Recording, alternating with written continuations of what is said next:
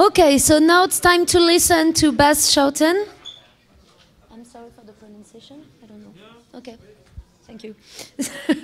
So Bas is an engineer in the Mozilla's graphics team. It's him who has implemented a large portion of the code needed for Windows in GFX. Bas is also very much involved in the Mozilla community, creating a real Dutch-speaking community to bring together Dutch, like him, and Dutch-speaking Belgian. So please welcome Bas.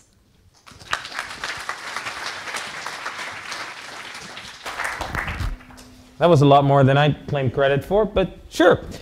Right, I am here to talk with you about utilizing GPUs to accelerate 2D content, which is mainly what I've been focusing on during my career at Mozilla. As was said, I work for the graphics team for Mozilla. I mainly work on Windows and acceleration on Windows, but I've also done, for example, the initial OpenGL implementations and things like that.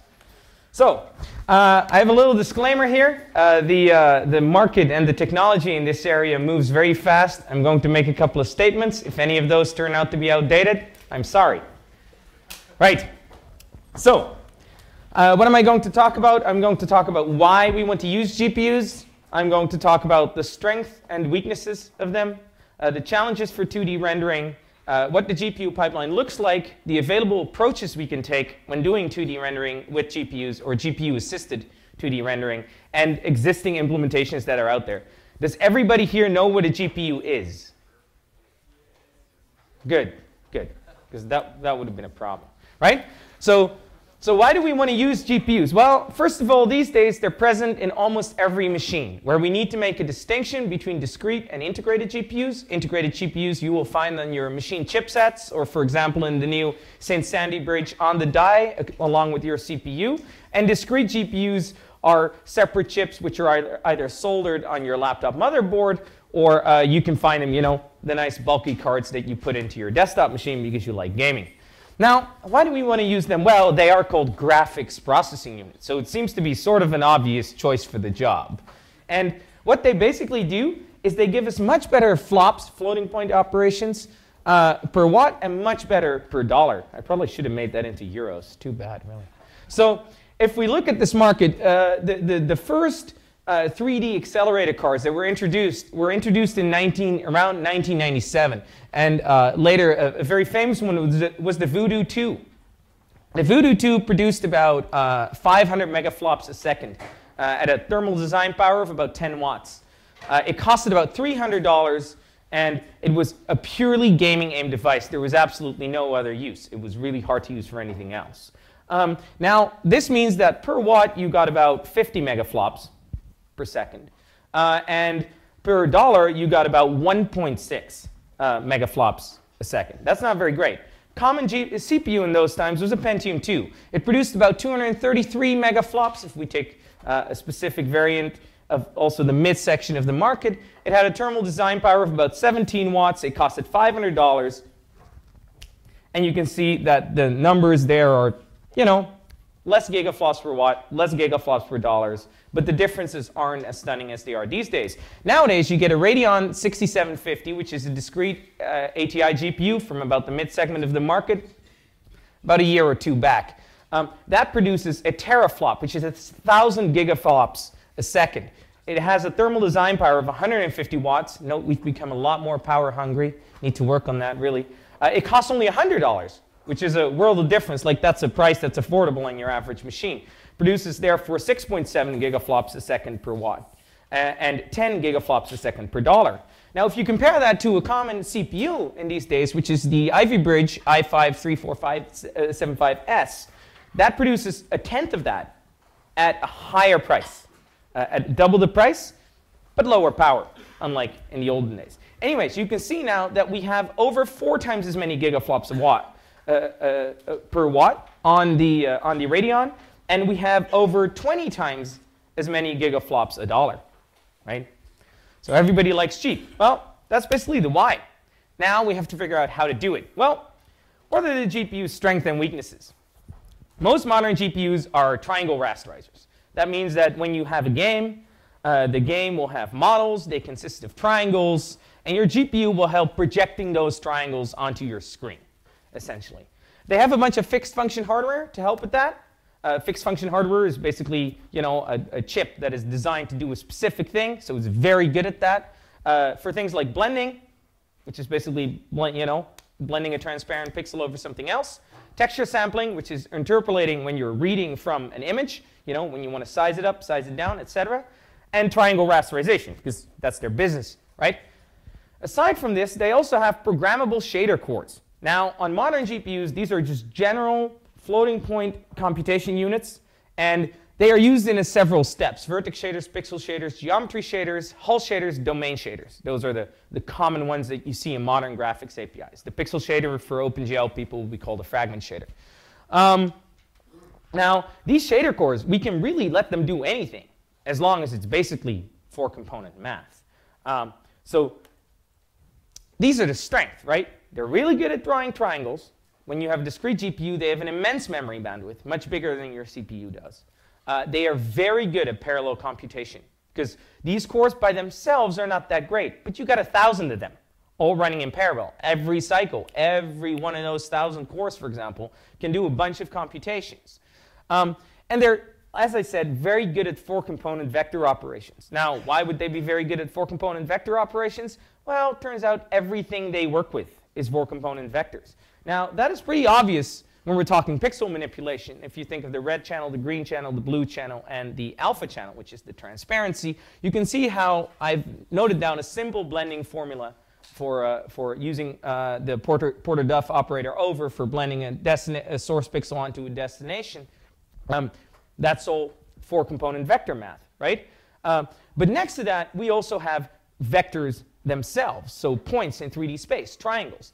Now, one might say, well, we have x, y, z, right? So we only have 3 components. Why would it be 4 components? Well, turns out we add a little 1 to these vectors, and that means that when we can make a bigger transformation matrix, and we can have an affine transform, which actually in the last column also has a translation. So we can not only rotate vectors about, we can also move them on the plane, because we're actually talking points and not vectors. So this too, this matrix manipulation, multiplication you're seeing here is basically 4 dot products, right, of 2 4-component vectors. So this is basically all that they're doing, and that's why they're really, really good at it. So we want to exploit that, because they have a bunch of weaknesses. They have very poor branching performance. Like until very recently, you can write a shader and you can have an if statement. And you can say, oh, but I always hit this really simple path in my if statement. Problem is, it's going to run all the other paths as well, because there's no branch prediction. You won't, so it's just going to mask the result at the end, but it is going to run all your code. So your shader is as expensive as the very worst case that it can run. That's a problem. That's a big problem for a lot of things. They also don't have great serial performance. As I said, individually, these things aren't that great. There's just 1,000 of them. That's why they're great, right? Another problem, they don't have preemptive multitasking, which basically means once they go, they're going, right? And there's no way to stop them except give a big reset command to the whole thing. And then you have to set up everything again. It's not like you can switch context like we do on a CPU, right? People are working on that. It will happen in the future. At the moment, it's not there, though. So once you make a job that's too hard, you're absolutely royally screwed, because the screen is going to lock up because it can't do nothing else, right? So it can't draw the person's UI or anything like that. That's a disaster, right? Then the state manipulation is expensive. We have to set we basically have to set the program on these cores, right? And you have to prepare everything for this task that you're going to set it out to do. And then you're going to fire it off. And when you fire it off, it goes into the GPU pipeline. Now, the GPU pipeline is going to do work. But it's a fire and forget mechanism, basically. So if I want the result back from that, I'm going to have to say, if I'm the CPU, right, I'm going to have to say, OK, now I'm just going to have to wait till the GPU is done. And I'll have to stall in order to get data back out of it. So reading back from these devices is very expensive as well. Basically, we need to make sure that everything we do goes to the screen, not back to us. We can't get it back. Or we can, but it's infeasible, right? So that produces a number of challenges when using GPUs for 2D rendering. Well, something I haven't mentioned yet, but I will later on a little bit, is that high-quality anti-aliasing for us in 2D graphics is really, really important. In video games, which are very dynamic and you rarely have static content, right? You're moving around and things like that. If your anti-aliasing is a little bit lower quality, you know, it's still pretty good. A lot of people play games without anti-aliasing at all. For 2D graphics, that's not an option at all. Everybody notices those jaggies when they're just standing still on your screen, and it's going to be a disaster. So we need to find ways to do high-quality anti-aliasing, either with the GPU, which really only high-end GPUs are able to do well, or we're going to have to do it with the CPU in different ways that I'll talk about in a minute. Now, the other thing they're bad at are frequent interactive scene changes. When I go into a room in a game, when I switch areas, etc., people are perfectly used to a loading screen, and that's okay, right? And you got to upload all the new data, you know, the new texture of the wall, the structure of the room, the structure of the characters that you find, all those things. But you can take your loading screen. You can do some, you know, you can take your time. If I switch tabs, and you know, everything changes. The text changes, the images changes, the shapes change. People aren't going to be very happy if they see a loading screen every time they switch a tab, right? So this model isn't that great for desktop applications. It's a problem you have to solve. Now, another problem is that these things are made to draw triangles. The way we describe shapes in 2D graphics, which is usually through lines and Bezier curves, that's not triangles. So, you know, we have to find a way to get this triangle drawing thing to work. Also, these things are used to having a model. You position things in space, and then you send it out to render. In 2D drawing, most APIs at the moment still work as an imperative drawing command stream, which doesn't batch very well. It's hard to batch them. And you want to batch, because as I said, state changes are expensive. So you need to do as much as you can in a single draw call. This is a hard problem as well. Finally, there's text. I'm already running late with my presentation. I wasn't going to talk about that because it's never going to make it in. But it's a very complex problem. If you want to learn more about it, I'm happy to talk to you about it afterwards. Right. So I promised to summarize the GPU pipeline. I'm taking the two most basic shader types, the vertex shaders and the pixel or fragment shaders here. I've taken out all the other ones because that would complicate things needlessly. Basically, the first stage in the GPU pipeline is the input assembler. It's where all the vertices go in, the index buffers go in, the instance buffer goes in. You basically give the GPU all the data it needs to draw your scene, right? Then you get the vertex shader. That's a stage in which the GPU will do these GPU cores will go to work on your shaders, on your vertices. Now, these vertices will then be, for example, transformed, you know, moved around, et cetera, et cetera. And after that, they will reach the rasterizer. Now, the rasterizer gets these, well, after they're turned into triangles. The rasterizer will try to rasterize these triangles. But for each pixel, it will do a couple of tests. It will do a depth buffer test. It will do a stencil buffer test. If you want it, it'll do a scissor test. A bunch of tests, which are really cheap. At this point, you're not paying a price for a pixel. Now, if it passes all those tests, then the pixel gets filled, and you start paying for that pixel. That pixel will go into the pixel shader. The pixel shader has an opportunity to manipulate, to take the interpolated data from those vertices, from those triangles, and to change them into the desired output pixel. So it will output one or more pixels, which have a color and, you know, a transparency and things like that, which will go to the output merger. And the output merger actually has read-write access to your destination directly, and it will merge your pixel onto the final destination surface, which will bring it onto a procedural texture or onto your screen. Right? So that's what the pipeline looks like. And now I'm going to talk about the different ways that we can use the pipeline to do 2D drawing. There's a couple of basic approaches. And these are really the fundamentals of what you can do, or what we commonly is done. The first one is convert your 2D shape to triangles. Right? I can make a curve. If I make the triangles small enough, I can describe a curve in triangles. Right? They have to be tiny triangles to get good quality, but it can be done. And it's a process called tessellation. Now, there's also rasterizing on the CPU, and then just doing your composition on the GPU, basically making use of that great 4-component vector math to do your sampling and your blending. Then there's 2D coverage computation in shaders, which is basically using your shader cores to do geometrical calculations. I'll talk about that. And then there's direct hardware implementations, which is basically something like OpenVG or NVIDIA's path rendering extension in OpenGL, which basically allow you to give your 2D geometries to something that is magically implemented by the hardware. First, tessellation. I have some examples here of how figures are tessellated. Now, the top figure, which consists of only lines, you could probably already see kind of how I could change that into triangles. And as you can see, it can be trivially made into having these 4 triangles over here. Now, the other shape has a curve on one side and then lines on the other, which means that you can take the inside and you can make that into a triangle pretty good, right? But then you have the outsides, and you're going to need to actually do the curve itself, and you need lots of triangles there. This is a very much an inflated one. You know, if you actually wanted to draw it this size, the amount of triangles would be much, much bigger, but obviously you wouldn't be able to see them, so there wouldn't be much of a point in showing this slide. And then if you get 2 curves, an even more complex shape, you can see that the triangles get more and more complicated, and you get loads and loads and loads of them to get sufficient quality. Right, so it has a couple of pros. First of all, there's no overfill within a shape. What basically means, you know, your triangles are covering the pixels that you actually want to fill.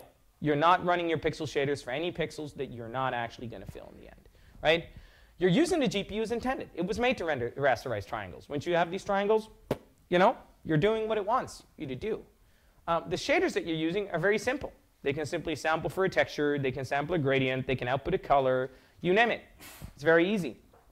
You can do anti-aliasing using multi-sample anti-aliasing if you want, right? And multi-sample anti-aliasing is the standard method that most games use. As I said, works a lot better on high-end hardware than on mid-end or low-end hardware. Now, the downsides are that tessellation is hard. And it's generally the very best algorithms are big O, n log n plus k, where k is the amount of cell for intersections that something has, and n is the amount of line segments that your shape is subdivided into. This is all CPU work. So really, although you're losing a bunch of CPU work in the blending and the rasterizing and the drawing, you're adding a bunch of CPU work in generating your shape, which means if your shape is very complex, you might actually be spending more CPU work doing this than you would have in the first place if you would have just, you know, done the rasterization on the CPU. Also, anti-aliasing, if you want really high quality, or if your hardware doesn't support MSAA well, is a really hard problem. You have to make all these tiny little triangles for each pixel, and you get a resolution-dependent mesh. So you no longer have a nice triangle of your shape. You have all these fiddly little triangles that are just there as little tricks to make pixels look like they're anti-aliased properly. For some things, you can use the interpolators, do nice things, but in the end, it's a very hard problem. Now, the next method I'm going to describe is rasterizing on the CPU. This is pretty simple, right? You basically draw your shape in white into your stencil buffer, right? So your stencil buffer now has 1s for the pixels which fall within your complex shape and 0s for the pixels that don't. Then you upload, you know, that mask to your stencil buffer if you haven't been able to render into it directly. And then you draw a triangle that basically, you know, wraps your entire stencil buffer, and you let that basically let the GPU do the test on the stencil buffer, and then it fills the pixels that you want filled. Now, the good thing about this approach is that when you're using the stencil buffer, there is no overfill, because the rasterizer will very cheaply throw out all the pixels that fail the stencil buffer test. You can use conventional 2D APIs to draw that stencil buffer, and you can use fairly simple shaders once you're done. Now, if you are doing AA with, if you're using stencil buffers, you can do good anti-aliasing with MSAA. If you're using textures, where you basically have the full range of 256 levels of transparency, you can do good AA with your 2D rendering API, and you get really high quality, right? The cons are that there's no hardware benefit for generating your mask. Still a lot of CPU work there. The bandwidth requirement is high because you're uploading all these large surfaces of your stencil buffers. There's potential overfill when you're using textures, because then the pixels won't get thrown out in the stencil buffer, but you'll need the pixel shader to figure out whether they have an output value. And there's a high state change requirement. It's really hard to batch if you're using this approach, practically impossible. Now, the next one is 2D coverage computation in shaders. This approach was really made well known by a paper by Microsoft Research from Charles Loop and James Blinn. For those of you who are graphics geeks will probably know who that are. So it was called resolution-independent curve rendering using programmable graphics hardware.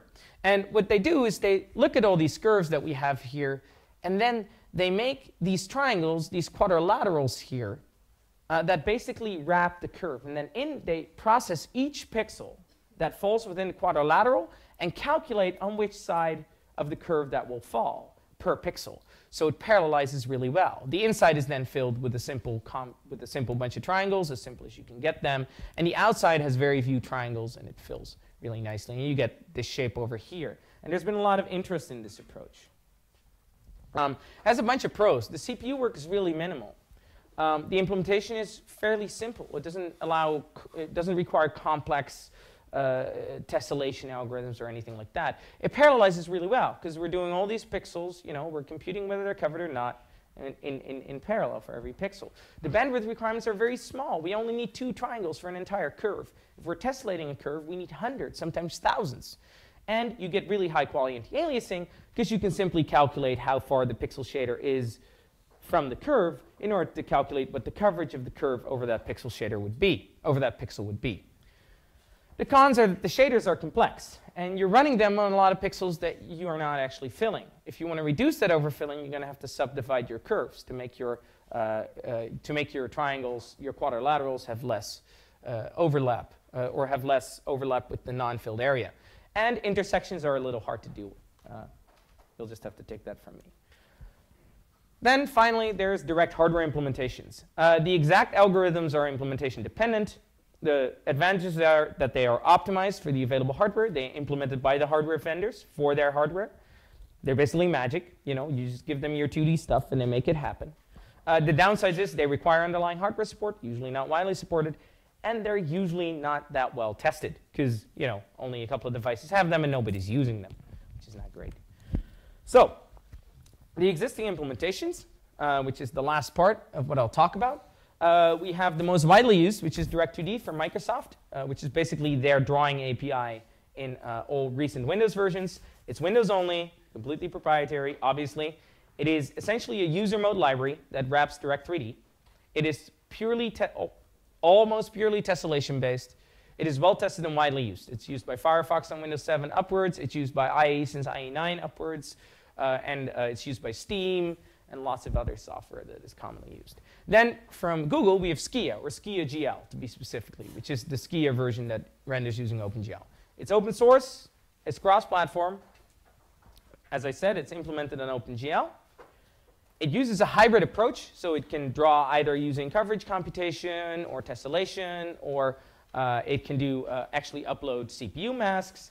So it uses all the different things, sort of. Now, currently, I don't know where Chrome is exactly using it right now, but they're not using it everywhere yet. But they're working on it. And we are also using it for Canvas on mobile devices. Now then there's, from Apple, there's SquartzGL, which is their core graphics GL backend. It's OS X only. It's used by Safari in modern versions. And as far as we know, it's a little harder to dissect. It uses a hybrid approach. Because it's not a completely user mode thing, we can't go in and see what it does, sadly. Then there's KaiWiGL. It's community maintained, open source, cross-platform. Also uses a hybrid approach. I don't know of anybody actually using it in practice. As far as I know, it's full of bugs. If it ever goes somewhere, that would be wonderful. At this point, it doesn't look like it has or that it will. And then there's 2 direct hardware implementations I'd like to mention. First of all, there's an NV path rendering extension, which is an extension by NVIDIA. It requires an NVIDIA GPU, recent one, with recent drivers.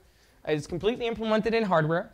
It outputs, it's basically an OpenGL extension to rasterize a 2D mask to your stencil buffer. And then you just draw the outlying triangle.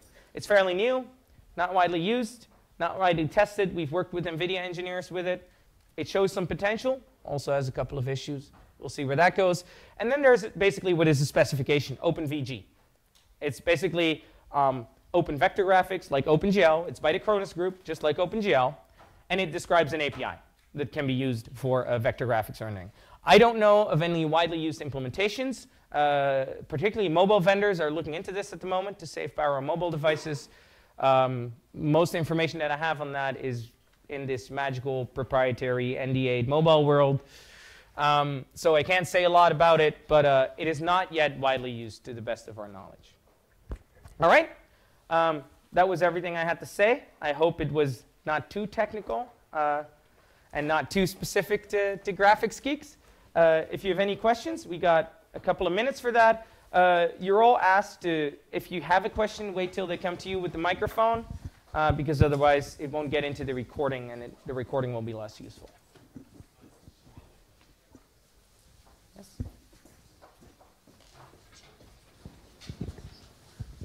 Of those libraries you mentioned in the end, which ones are targets to use for Firefox and our renders into the future? Currently, SkiaGL and Direct2D, and we are looking into NV path rendering together with NVIDIA engineers. But for now, we're not going there.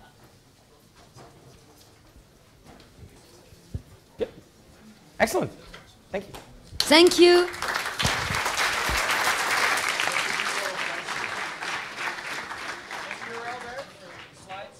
If you want to download them or look at them or anything like that.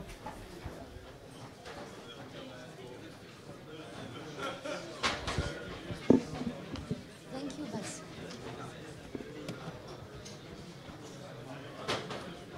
Hello, welcome. Thanks so much.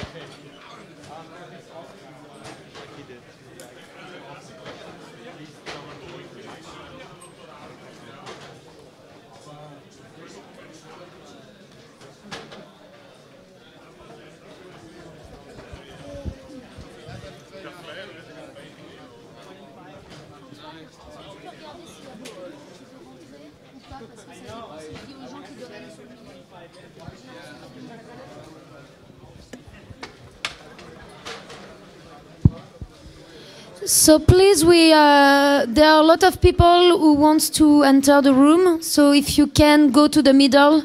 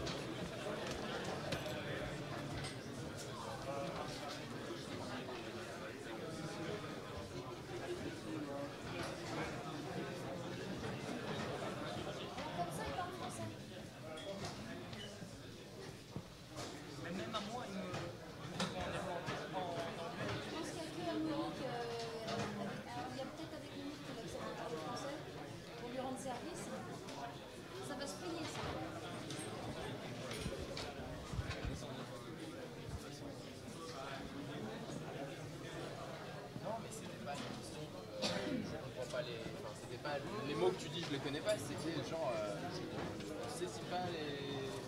Ouais, mais c'est une difficulté en plus par rapport au français. Ouais, mais limite il aurait parlé français.